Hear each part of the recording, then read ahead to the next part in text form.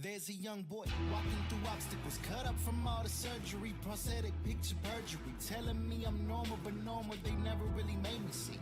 They always painted me, discriminated but levitated through all the hated scenes. So I redrew how they made it seem. But that's what you feel around vultures and all the fatal schemes. They wanna label me a cripple, that's the way it seems. Take away my right to pursue a normal life and live. Indeed, for me, I must proceed and shine bright like the sun. Even though I know the darkness will come, it's all temporary. I can be legendary, cause I will never stop believing in me. It doesn't matter what you think I should be. See, I am what I am, I'm the truth. I'm disabled, I'm amazing, understand. Don't you ever underrate me, cause I got a second chance. And I choose to be the greatest in whatever the plan is. All my life, right? I ignite like a kaboom when I step in the room. So please don't get... Our participants are anchor points, and one of the things in speaking with Rebecca, All right, all is right. really about how do we give the kids the leadership skills to go back and to rebuild their own communities.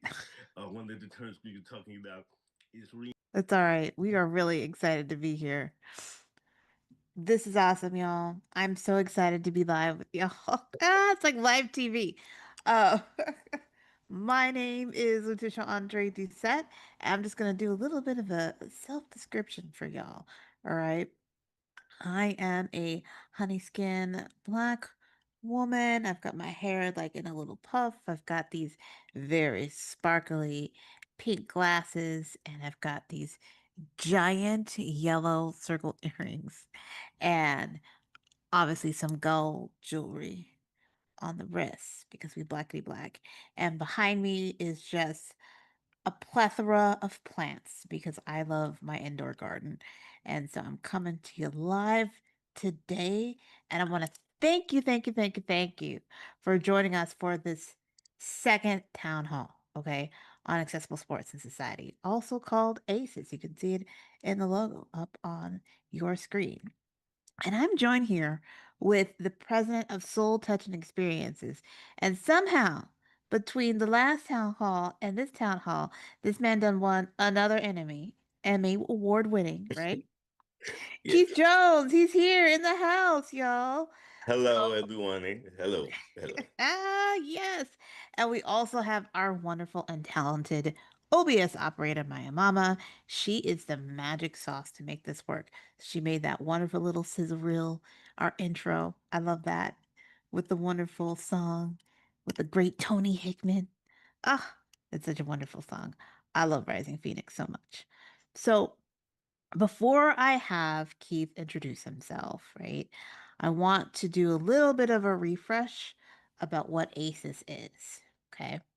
It's an upcoming initiative with Soul Touching Experiences in partnership with SIGA, the Autistic and Women and Non-binary Network, and so many other fantastic partners. Okay. We've got so many people on board for this project, and it's funded by the Ford Foundation. So thank you, Ford, for the monies because we always need monetary support. Absolutely.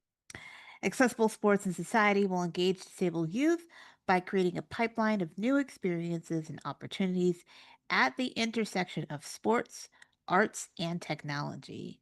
Our robust programming will develop leadership skills with a leadership academy based on my book, Cultivating an Intersectional Mindset, and give access to mentors with the help of SIGA and show youth the variety of careers available to them within sports. There's also a mental health component that we have, and this is important to support our youth in all aspects of how they're showing up in the world.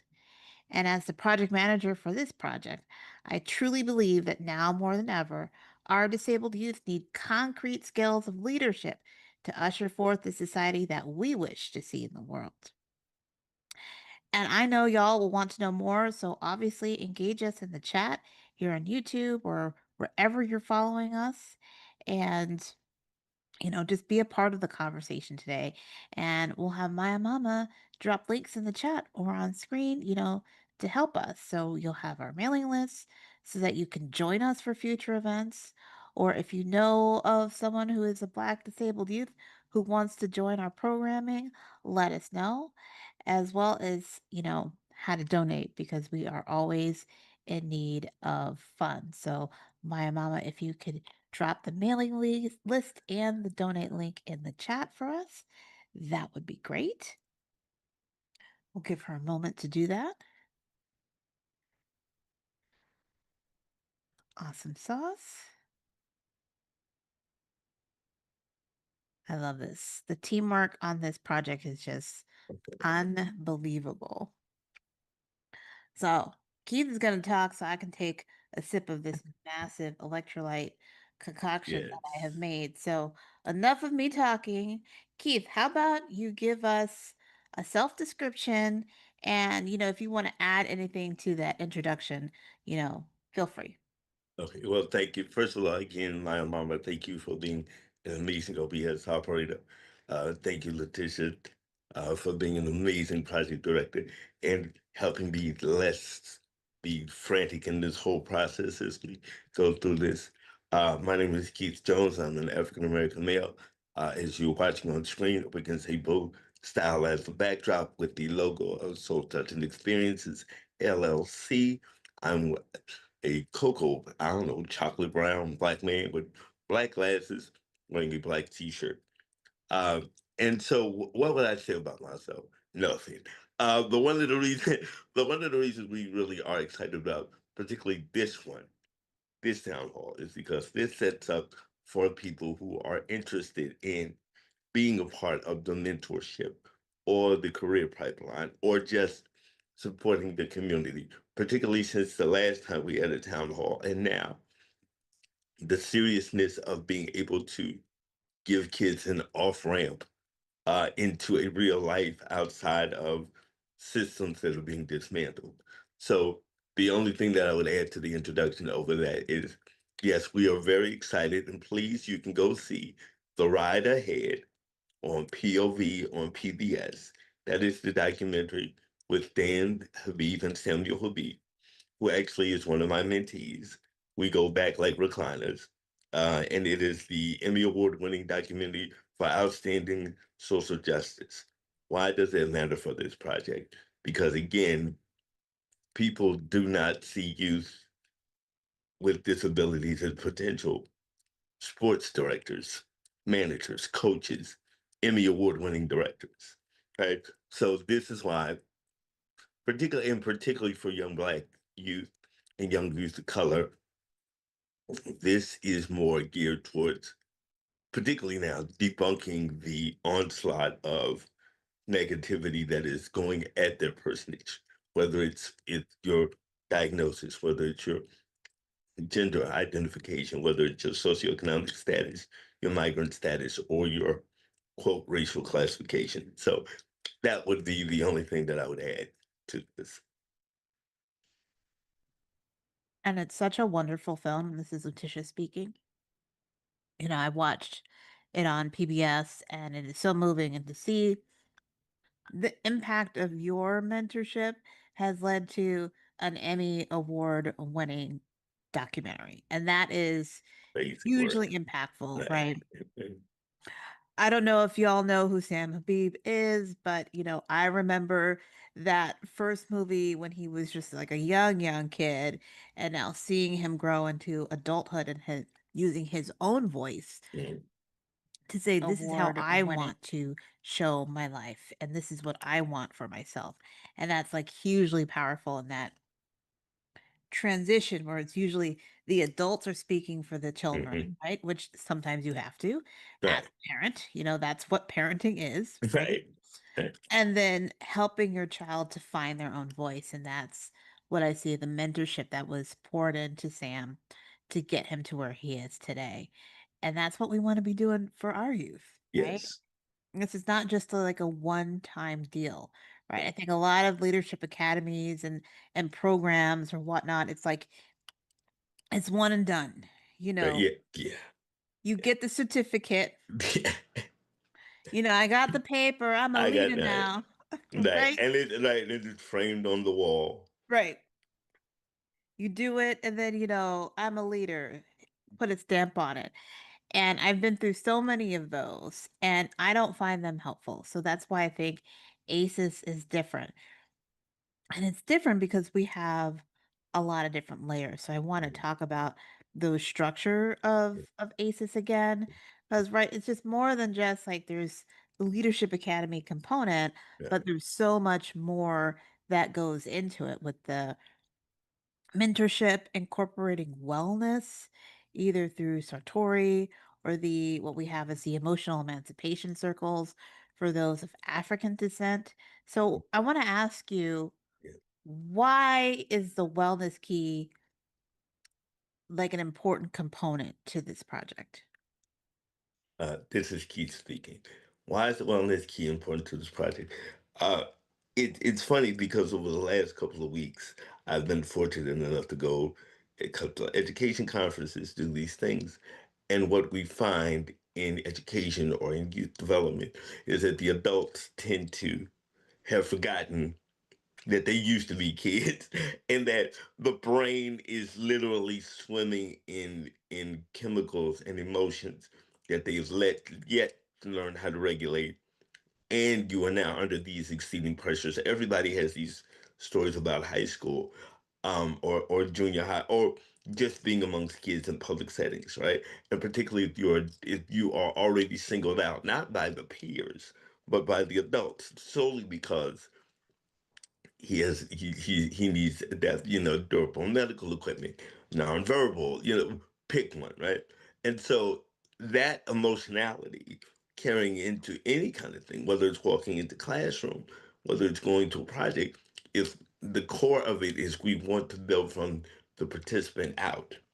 And if you don't feel good about yourself, if you have you don't feel that you're being heard, you don't feel Exactly. that you're being seen, then Mm, your level of your effort or your commitment, not just to the project, but to yourself, then becomes less. So we really want to make sure that not to be squishy, but we want to make sure, because again, programs are nice, but to detach the youth's humanity from the project is where a lot of these things go wrong. So we are core to making sure we understand you could be Johnny Rocket today and then want to be, Divine tomorrow and then come back to be Johnny Rocket. We're not gonna shackle you to your whatever it is. We want to give you enough emotional support that whatever challenges come up in this process, you feel secure. So that's really why the emotionality piece is kind of central to this. right. And it's not just for the youth. Like Right. it is available for everyone because everyone's going to go through this process together. And I think that is also key because the mentors, they're not just like some outside piece that kind of Right. comes in, Right. everything. They're embedded so that they understand everything that the youth are going to be learning Yes. so that they can help better support. And, the healers need healing too. I always say that, Yes. you've always asked, who heals the healer? Yes.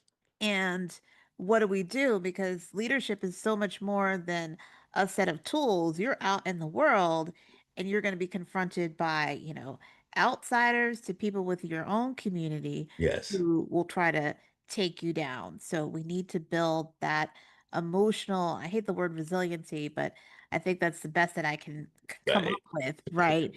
Uh, To be like, we're going to be like Jackie Chan and we're going to, you know, right. get those muscles so that these, when they're going out into the world, we're not just dumping them out without supports. And those Right. supports are going to be ongoing and available to them even outside of the whole process.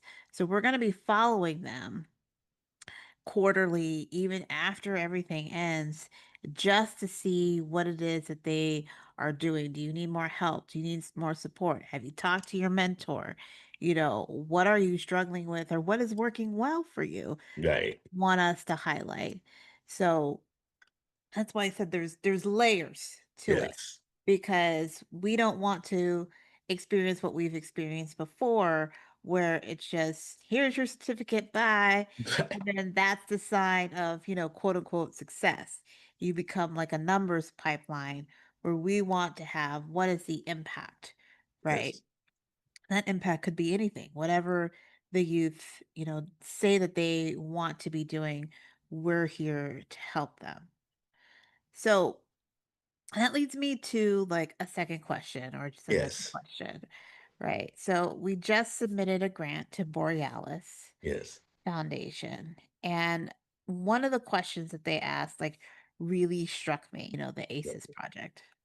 Well, this is Keith speaking. Thank you for the question. When we were going through the grant application, and in this grant application, there's a whole theory behind that. Yeah.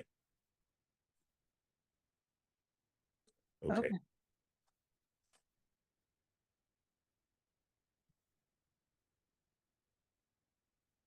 All right. Uh, Thanks. We love our access check-ins, y'all. ooh, all right. All right. So I'm going to ask this question.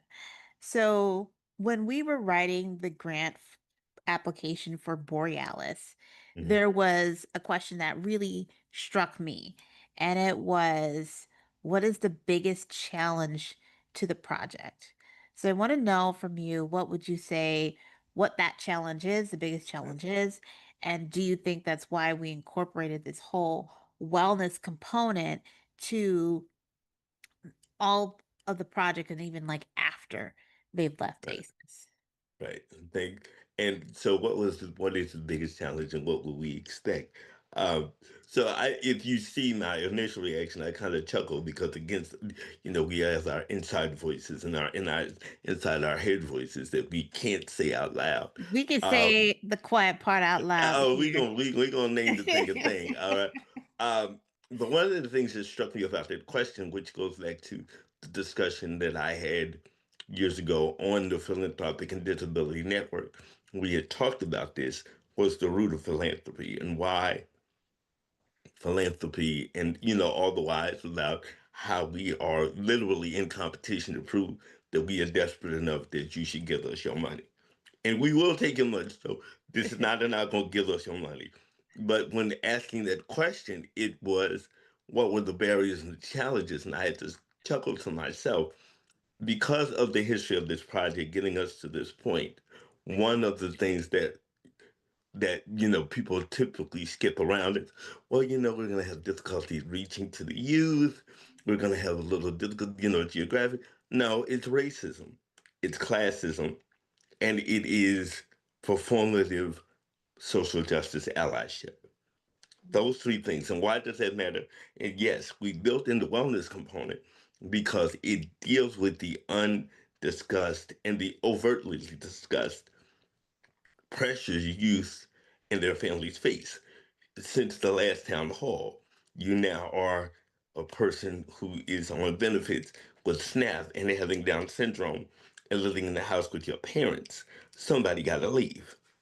That pressure cannot be denied if we're talking about, oh my God, we want you to come to our leadership academy, and then we send you back home, and there is, you have to, people are in the kitchen stressed out because they have to make, how do I keep a roof over my head and keep my baby intact? So the challenge is when we ask that question and we have to frame it in a way, but specifically the barrier to our youth historically in the South is being played out in real time.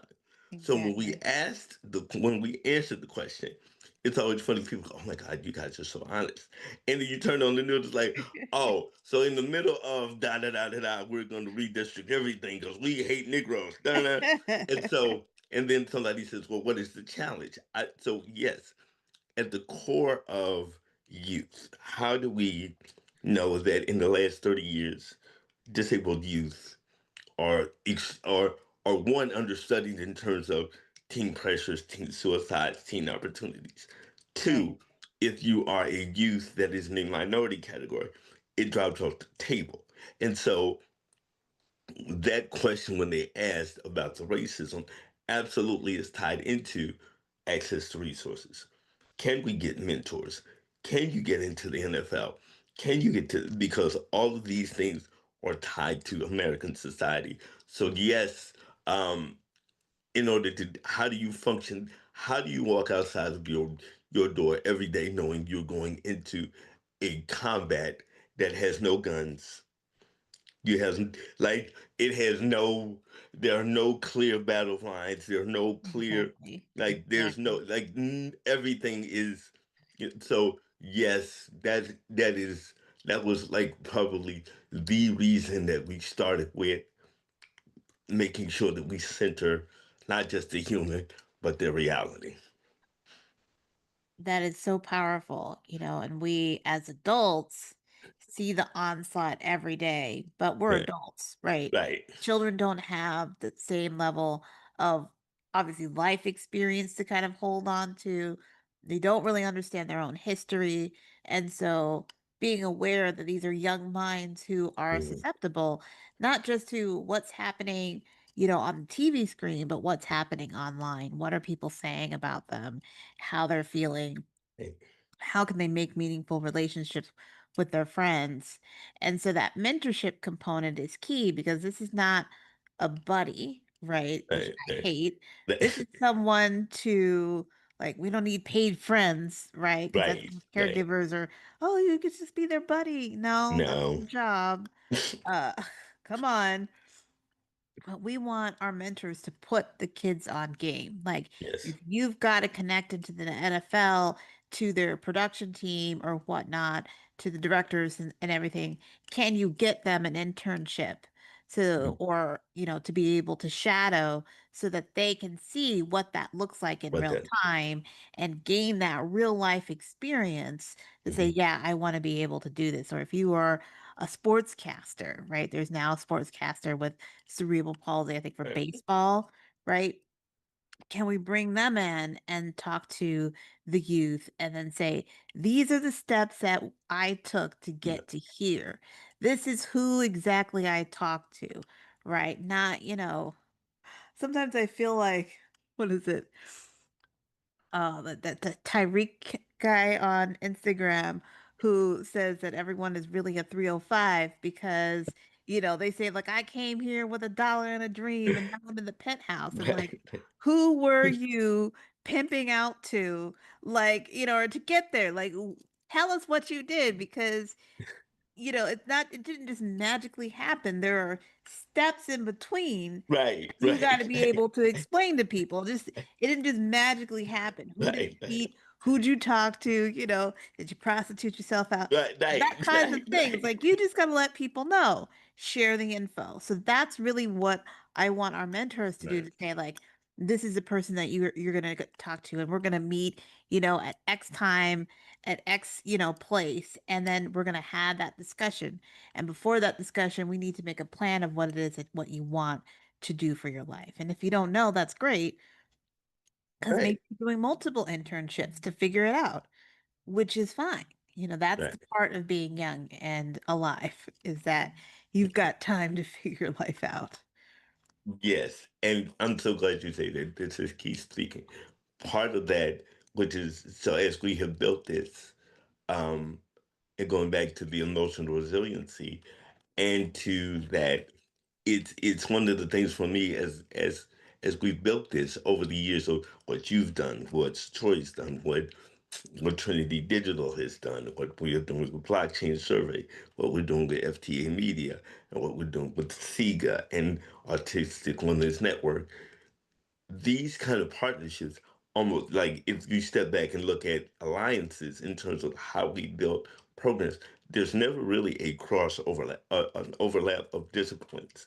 It's usually, and we can't forget collective insight in terms of how do we measure and engage and sustain these things. But people do these things minus the environment that we are in, the United States of America. And I promise you, if there was a way that we could just walk in the office and go, oh my God, let's just design this and then leave and not be in the United States of America, which means that we have to take account what are the disparities for these youth? How do we make sure that our mentors don't bring if they do come with biases that they don't necessarily quote unquote recognize or bring in, this is why it's critical for you to have your emotional awareness. This is why if you lean into, well, I'm here because women are always constantly underrepresented, so I'm gonna lean into my feminism. but you don't talk to women with disabilities. Right. So Right. I'm here because we have to do this, but you're not talking to, you know, you to give an example of emotional of why we need to do this in terms of that question. The call for the boycott of young black men across the South to Exactly.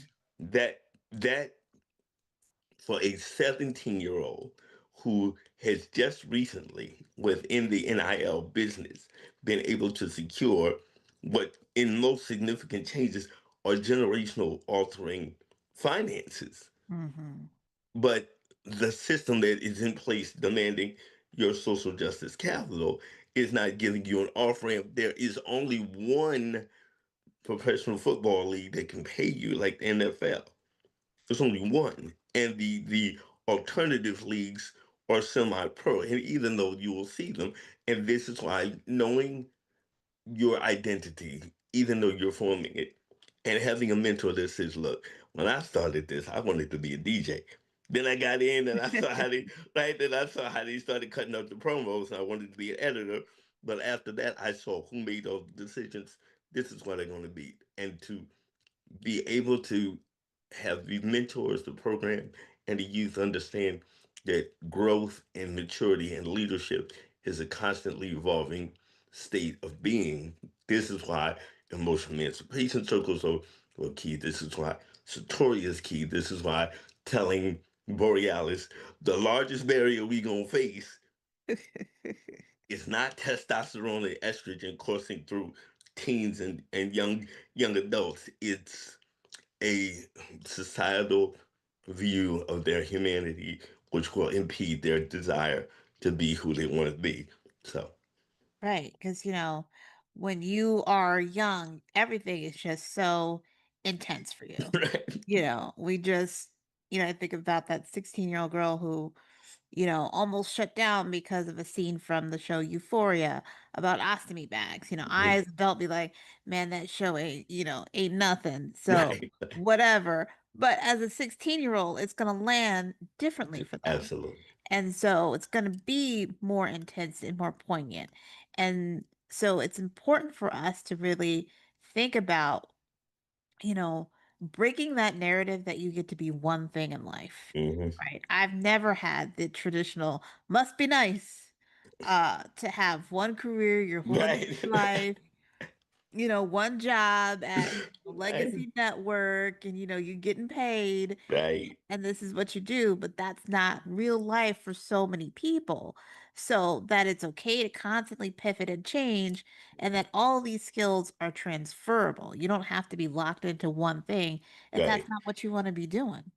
And so to be able to do that though, you need to have a different level of a mindset that yes, says, I don't have to be in a bad situation, because sometimes we get stuck in bad situations, right, bad jobs or whatever, because we don't think that we're able to find something better.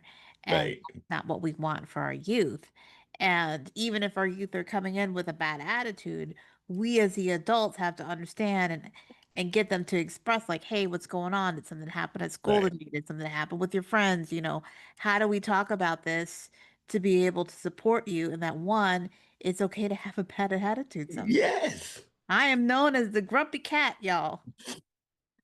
You know, when I'm nice, I'm not really nice. It's just kind of, I'm gonna let y'all know, right? And right, part of life and growing is that it's okay to be the grumpy cat in the room. yes, It's not okay to be the sour patch of the room, right? All the time and be the Debbie Downer. But you get to be your full, authentic self. And there's going to be people who will accept you for who yes, you are and understand that you're grumpy for a reason, right?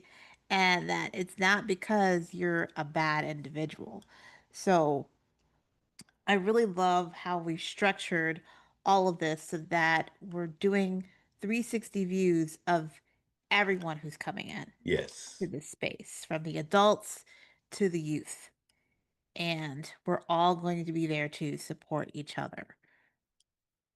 I want to ask you, yes, obviously, lots more questions, right? sure, I was thinking about, we're not just giving them those practical skills of emotional kind of resilience, for lack of a better term. Hmm. But we also want to get the kids to come out with like real world skills, like Yes. having them learn how to run an OBS, like my Yes. mama does. And so the next time it comes around, my mama has, an understudy with Yes. her to be able to run the town halls, and eventually having the youth be able to run the town halls themselves, Yes. or learning how to do like what my mama and I do. We have our own podcast. Yes. Tech Talk. And so, how do you, you picked your kind of leadership vein and what it is that you want to talk about in your community. Here's a kit, your little Yeah. podcast kit, even if you want a bedazzled microphone like me, Hey, yes. hey, Ta-da! if that's what you want, we can make that happen for you so that they come out with some concrete skills. What other concrete skills are we kind of looking to give the kids? So the concrete skills, this is Keith speaking, the concrete skills outside of that, literally, so in my mind's eye, right? In the in my mind's In eye. my In mind. my mind's eye. But the ideally, well, the tangible outcomes are everything that we're doing, they will be doing, which means that you will get organizational theory and management skills. You will get interpersonal communication skills. You will get into emotional regulatory skills. You will get um, career defining decision making skills. You will get, more importantly, an absolute underpinning of your humanity, which drives how you make your choices in terms of your career, or whether or not you're going to have art, or you're going to do these things. What you'll be able to have these, what they used to call soft skills in the workplace. Interpersonal skills, how you communicate. Those are actually hard skills in America. If you do not know how to speak multicultural, multilinguistically while using one sentence in one language, then you are, in some places, though, particularly in America, that leaves room for misinterpretation. But for our youth, the framework of the Leadership Academy is that you will then, once you graduate, you are a mini mentor. So you are going to pass on that skill. You will still get a mentorship. The goal is to set up a feeder system. So even if you don't come back, you're still tied. If you don't, you're learning how to organize. And as we spoke about in the last town hall, this is not about giving you aspirational skills that you're going to imagine. It is a skill set to be an advocate, but it is a skill to write policy to underpin your advocacy position. It is a skill set to be able to write a business plan to follow your dream, even if you want to be a podcast or a content creator. You have to have all of these things. And so the skill sets and the tangible skill sets, mentorship in terms of, you know, career opportunities paths, because we have the technology component, you will learn how to code and build a video game, which, if we in my mind's eye, we get this over the hill, right? That will in some kind of way generate, they'll be get you will actually at the end of this be able to implement whatever you've learned in the process and hone it. And so we just not going to kick you out with paper. You get to come back, and because you've gone through it, now you get the experience of what does it look like to actually evaluate something. What is an objective evaluation measure? How all of these things, and at 16 you ain't gonna use those words. Right. But at 27, you'll say, oh, right. At 22, you're transitioning and then saying, now I got a 40-hour work requirement because they think everybody's whatever. Cool. But now I know how to do a business plan and I know how to get off mainline financing in order to chase my dream. There are real, tangible things that you will come away with that for a 14 to 22-year-old that down the line will not just be a bedrock foundation of their identity, but more importantly, their hope and their joy. And so leadership skills, organizational skills, financial literacy, emotional management, community building skills, community organization skills, followed by leadership and mentorship. So those are the hard skills. Right.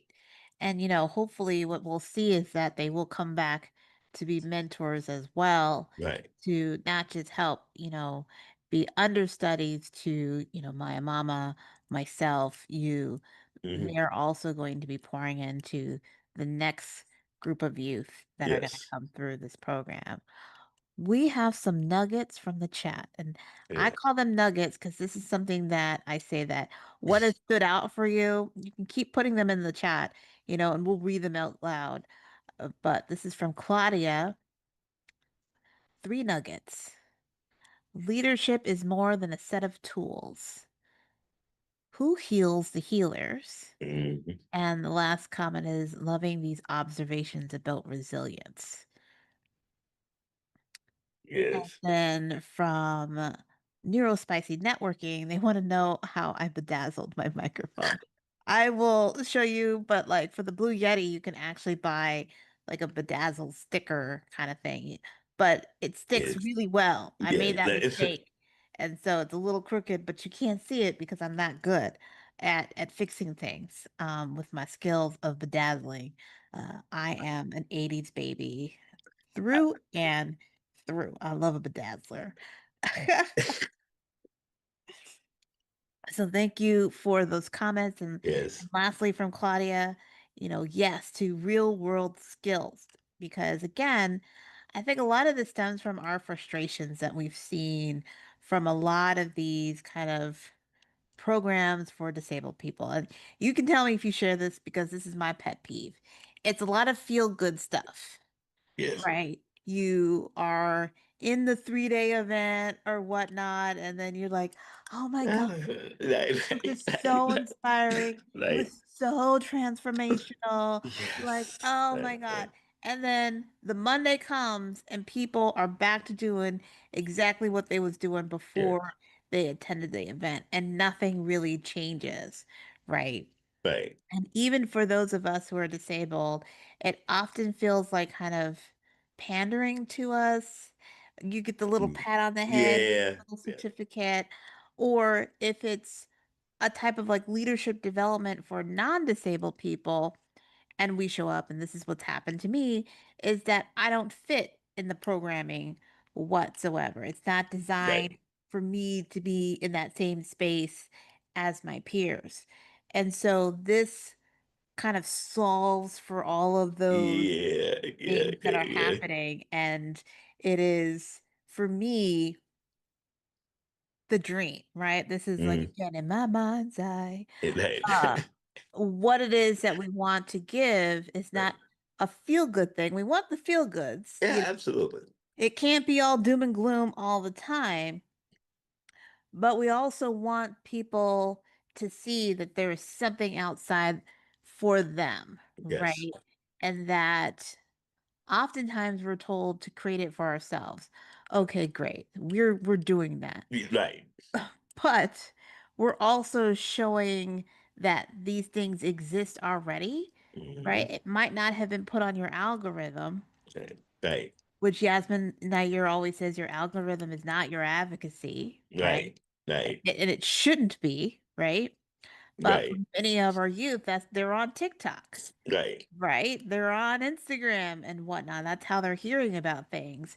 And so we're putting things right in front of them and Yes. hopefully changing those perspectives and having them think more, especially when it comes to sports. We're taught to be the athlete. That's great, right? Like I'm an athlete, y'all. I'm a fencer, I'm a Right. kayaker. Right. I've got medals, you know, I can show them to you, but it's you can't be the athlete forever.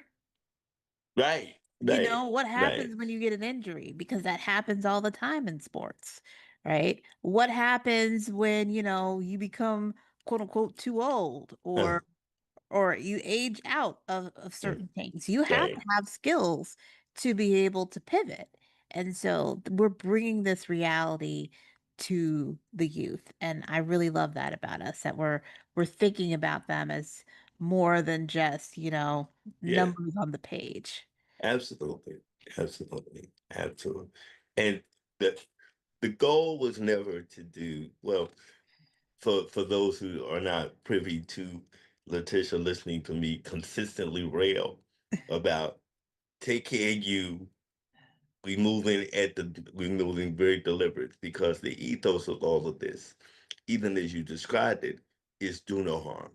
And Right. not do no harm like the Hippocratic goes and then wait till you get labeled and be like, I still hate Negro, kind of do no harm.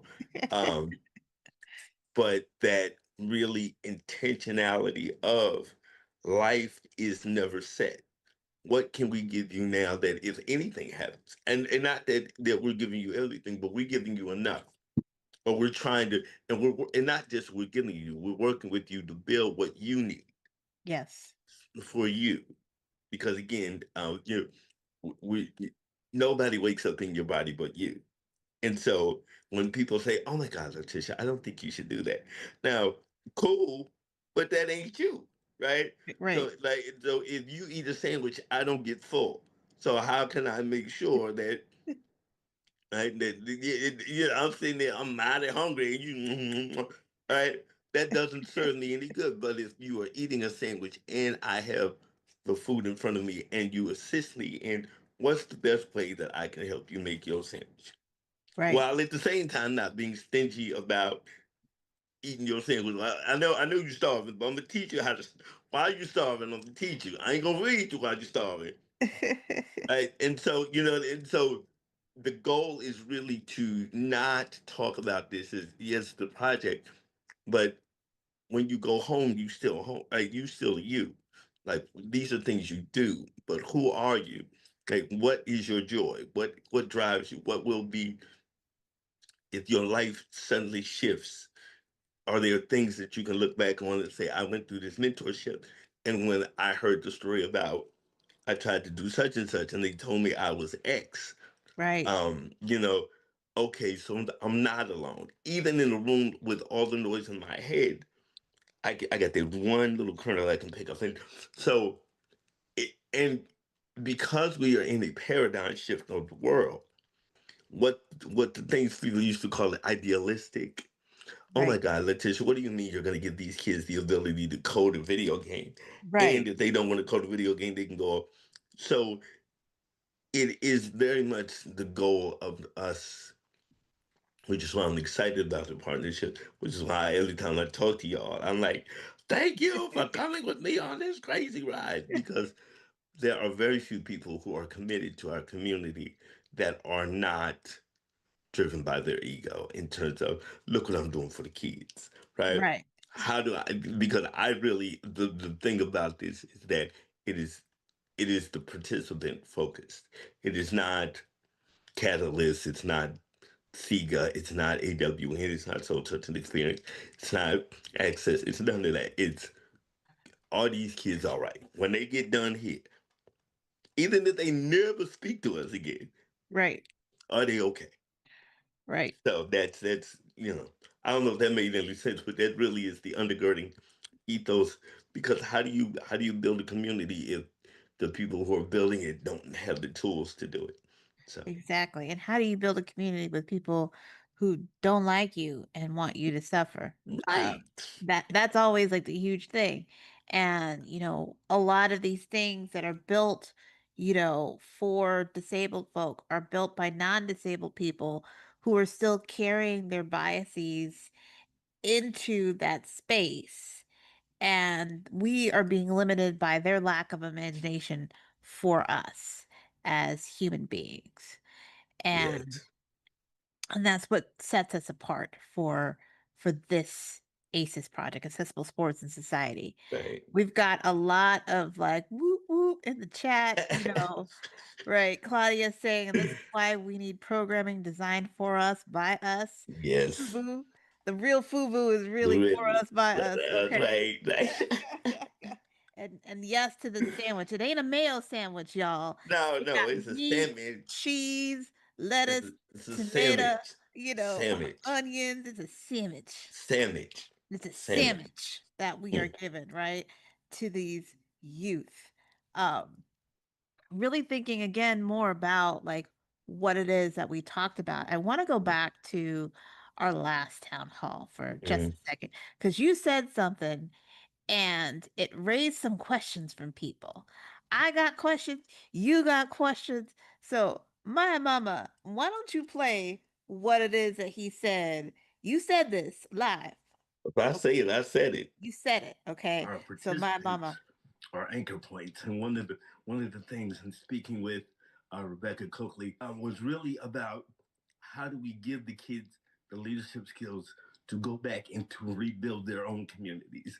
One of the terms we were talking about is reinventing gentrification, right? Like, typically we talk about upward mobility for our youth, and people see them getting up and out of their neighborhoods as versus being the architects of rebuilding their neighborhoods. And so part of the structure of this is the youth will go through the Leadership Academy and then get to use those skills in hosting these town halls. so you said it. And the thing that you said that was key there, y'all, reinventing gentrification. Now, if you are Yes. in this chat, I want you to say what reinventing gentrification means to you. Hmm. And Keith has got his shit and grin. So he gonna talk about what he meant. Cause I got some what does that mean?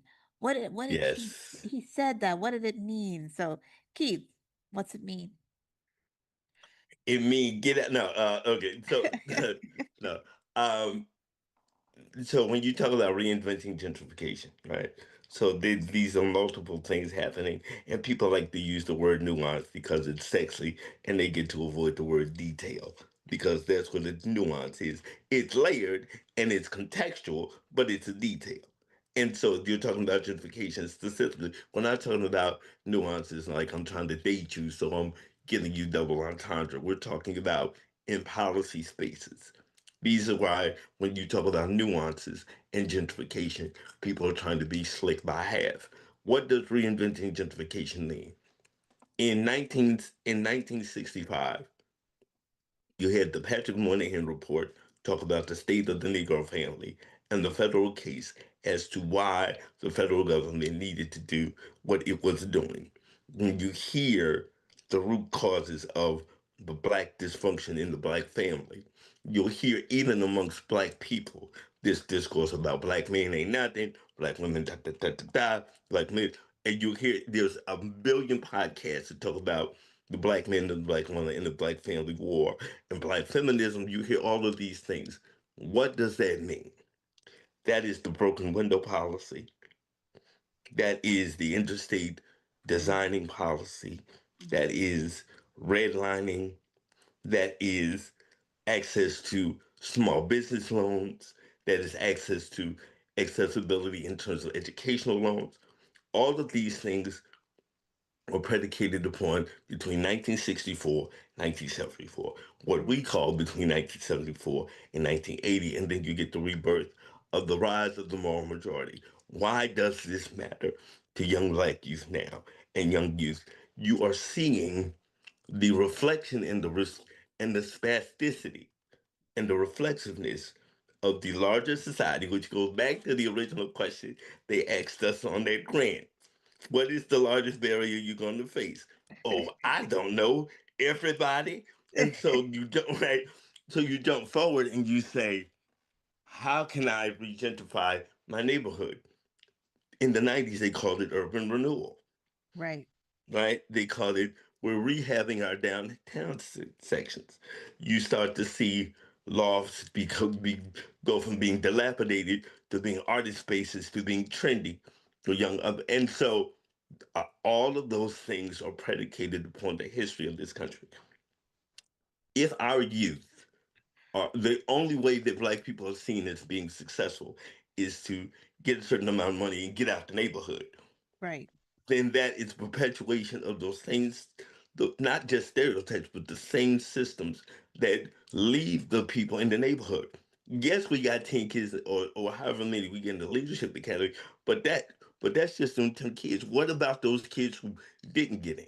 Right. How can we make sure that we are not recreating the same funnel, which means that yes, we would love Letitia to come, but oh, we only got 9 spaces. So if we give you the ability, one, how do you understand financing? How do you understand real estate? What does it mean to lay out a transportation plan? What does it mean in a rural area or an urban area where the city has decided your neighborhood doesn't desire mainline traffic, mainline bus routes, or mainline light rail? What does that mean if you say we have to have an alternative paratransit system Right. because we are in a state in which we are redistricting and we are doing these things under a conservative ideology? Like, this is real. And so we are simultaneously getting you skills to, one, stabilize your neighborhood economically. We just, and the real, and if people want to keep it 100, we just had the child verdict come, and now the discourse about other ethnic groups or racial groups, quote, in black neighborhoods, and what does that look like? And then people are, this is again going to the emotion. How do you live in a country with people who are fortunate enough to have access to finances or resources, and then look at you and say solely because they had the opportunity that the country has spent 500 years restricting you from, right? So if you're a kid with a disability, you also are getting the fact that the world ain't built for you. So Right. these skill sets are financial. What does it mean to be outside of a mainstream economy? How do you make sure you get your medicine? How do you make sure you get your health care? How do you make sure that somebody doesn't see you on the street and then want to institutionalize you because you might be singing a rap song out loud, and because the larger society has deemed, anybody speaking out loud is a public menace? These are real issues. And so if you have the skill set to build your own bank, your own co-op, your own food, Exactly. your own community thing, you can then anchor the revitalization and or the stabilization of your neighborhood and community. And so I hope that answers the question. I know it answers it for me. I have my own thoughts. Put it in the chat of what you think reinventing gentrification is. I know for me, my trajectory to becoming an urban planner. Yes, y'all, I am an urban planner. Right. I'm gonna be taking my exams next year, which is wild.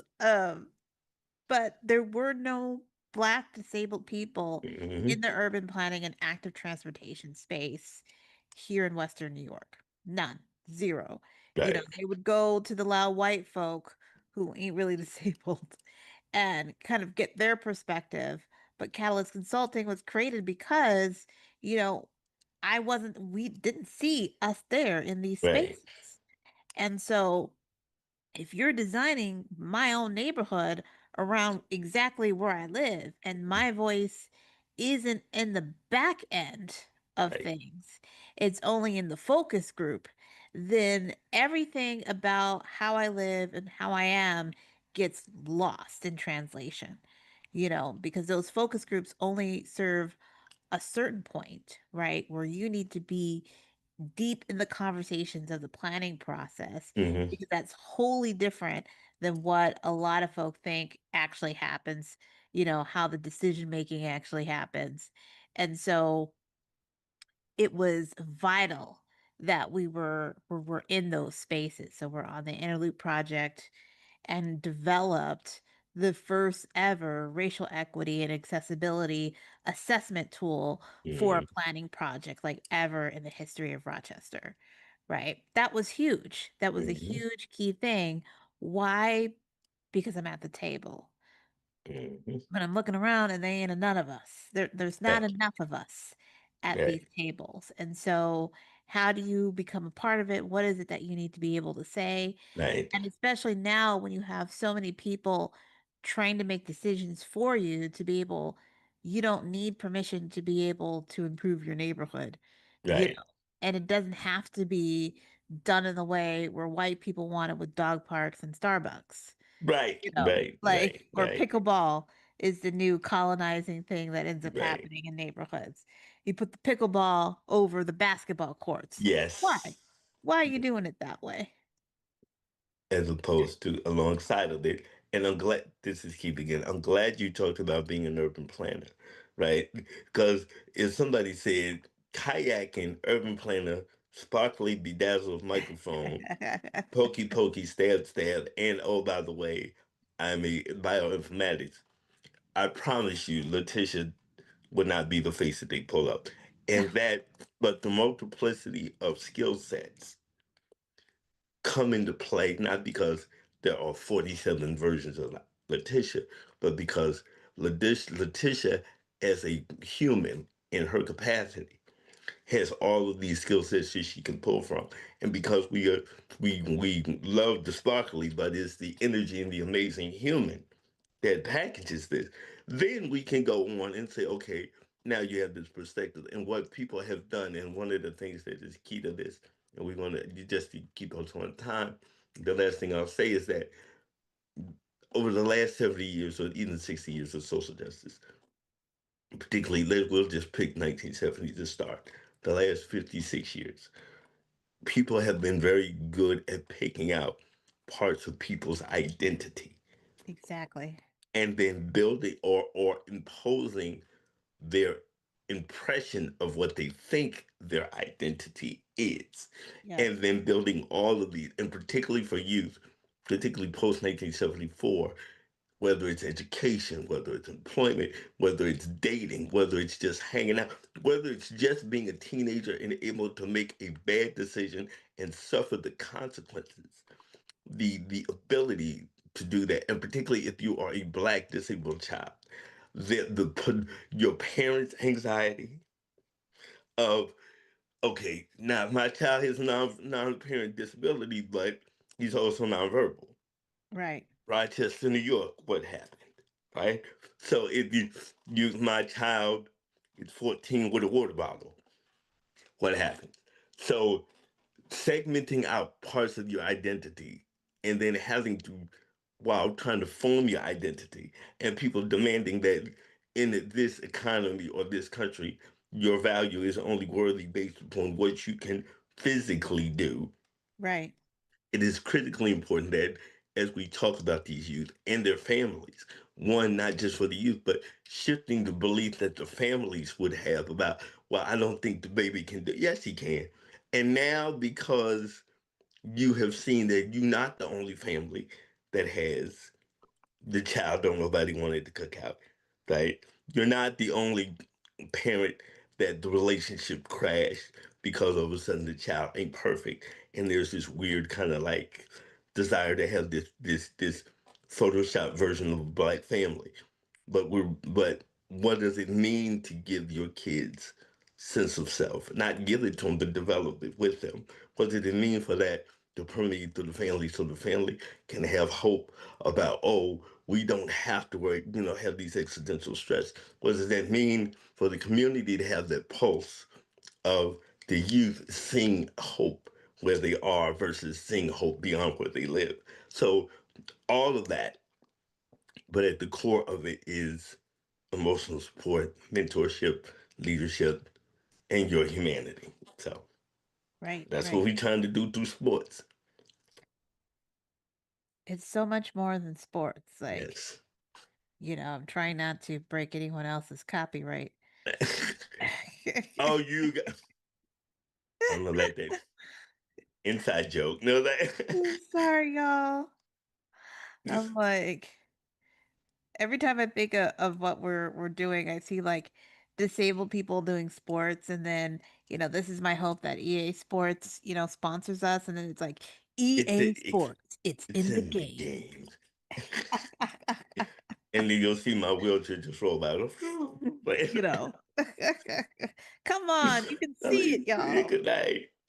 Well, thank you again, Letitia, for all of your guidance. Thank you, my mama, for all of your work behind the scenes. Thank you all for everybody who's participating. I know we got a little bit because I don't know, we ain't gonna hold y'all because it's a Saturday. It is It a is, Saturday, and the weather is is fine here in Rochester, y'all. yes. This is some kayaking weather. I want to give time for those in the chat to kind of give us your questions if you have any, or Hmm. your thoughts and reflections on what does gentrification mean for Right, you. right. I also just want to while we're waiting for y'all to kind of type, because we disabled over here, we can do a little bit of our closeout. So Yes. I want to say thank you, Keith, for this amazing discussion, y'all. Wow, powerful. And I'd also like to thank the Ford Foundation for giving us the initial seed money. Thank you so Mhm. much. Autistic Women and Non-binary Network for being our fiscal intermediary. Sports Integrity Global Alliance, or SIGA, for the mentoring component. Trinity Digital for helping to secure a digital funding and just being that additional backbone that we need for this project. Satori for their wellness component. We have Mike Schneider for creating digital environments and helping with like the gaming component, and Block Survey for the surveying tool for this project, which we can put in the chat so that it is bit.ly / Mhm. ASIS Townhall survey.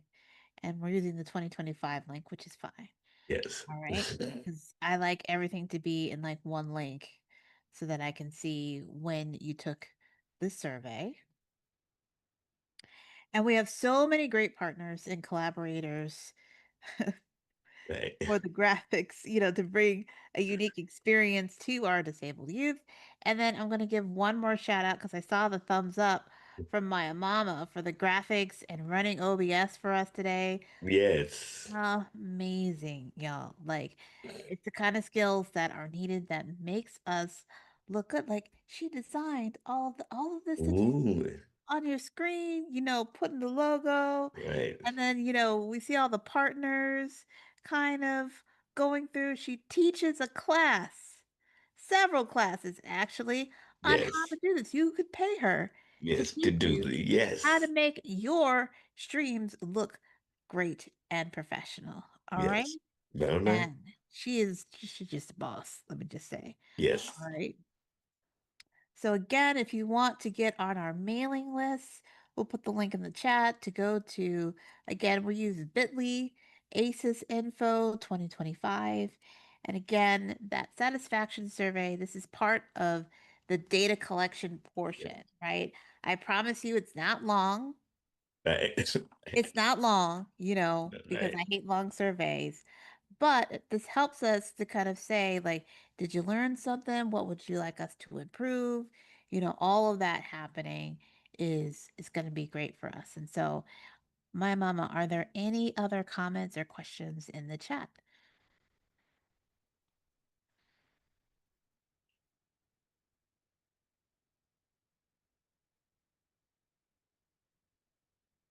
Yeah. The pat on the head, yeah, it does feel real. Yeah. It does feel like we get that a lot. So, again, thank you to our audience for Yes. audiencing. I really love that. We Black, we love the feedback. Just Yes. sometimes I do feel like when you're online, you're just talking into like a black box, No, going, thank you. Yes. "Anybody hear me?"